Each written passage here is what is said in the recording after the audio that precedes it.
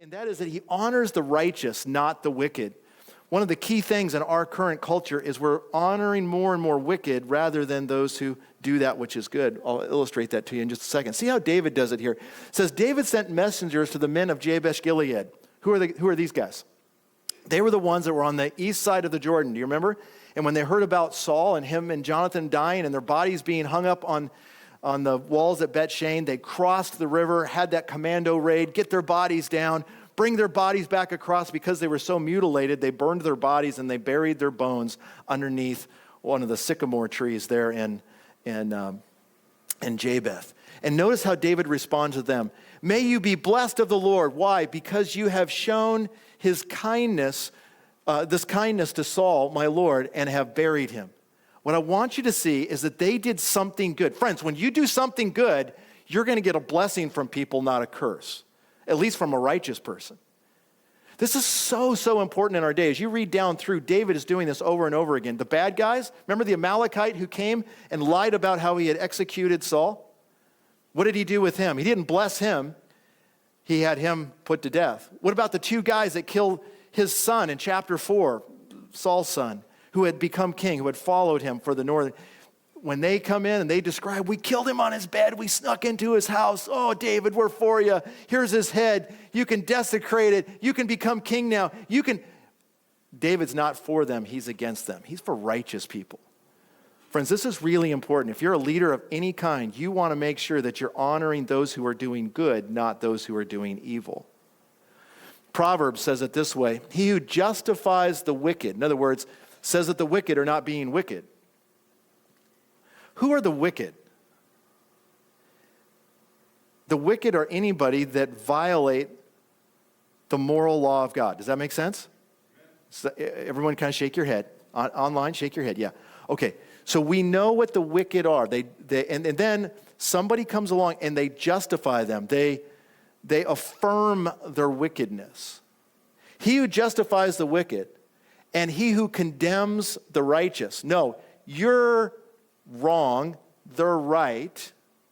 Both of them alike are an abomination to the Lord. So it could be two different people. But the point is, it's an abomination to God. What is an abomination to God? To say a wicked person is doing the right thing and a good person is doing the wrong thing. That means you have to know the difference between good and evil, and you can't know good and evil without knowing God, so therefore you got to know God to know good from evil. Otherwise, you're going to naturally get this mixed up. And this is happening every day all around us. To show partiality to the wicked is not good. To thrust aside the righteous in judgment. Notice, is not good. It is not good to show partiality to the wicked. It is not good to throw aside the righteous. David gets this right. This is a great article. I read it this week. It's from Princeton University Press. How many of you know Princeton is a college? How many of you know it started out as a Christian college? How many of you know that in the days past, they shared the gospel there, and it was actually created as a place for pastors to go and study the Bible. And then they developed a greater and bigger program, and eventually those programs became more important, and their theology department continued to decrease. So now their theology department teaches not what God says, but what man says. And so this is an article. It's very interesting. It says, a belief in a meritocracy. Meritocracy means that you benefit when you do something right.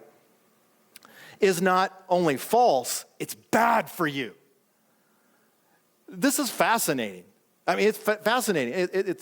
This guy writes this article, you read down through it, and he's describing there how meritocracy is often talked about in social ideology and how politicians talk about it and so forth, but how it's not good for us and how it's bad for you. And you get all the way, as you're going through these paragraphs, I could just read this whole thing to you. It's filled with demonic influence about how you honor those who do bad and you penalize those who do good.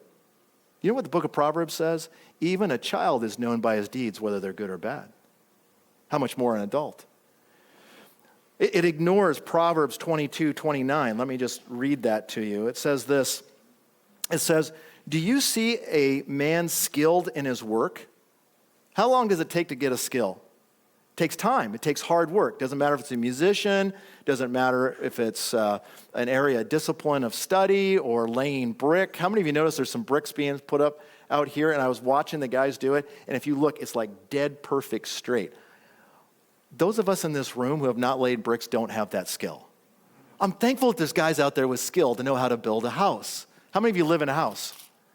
How many of you probably don't know how many of you know the formula to figure out if your wall is square to the floor? Anyone know that story? A handful of us. My point is simply every discipline requires a skill. It takes hard work. It says, do you see a man skilled in his work? He will stand before kings. He will not stand before obscure men. In other words, when you work hard, you learn a skill, you learn a discipline, you're going to move up the food chain. That's the principle in the book of the Bible. And as you read down through this article, it just talks about how it's all by chance. There's other people who are farther along, who have been more successful, and it's all because by chance. It totally ignores the fact that there's a God in heaven, totally ignores the idea of human responsibility, totally ignores the principle that we see, whatever a man sows, that will he also reap. Very, very interesting that this is being flipped, and it's being flipped everywhere, and you're bombarded, your children are bombarded. David understood that you reward people for doing good, and you punish people for doing evil.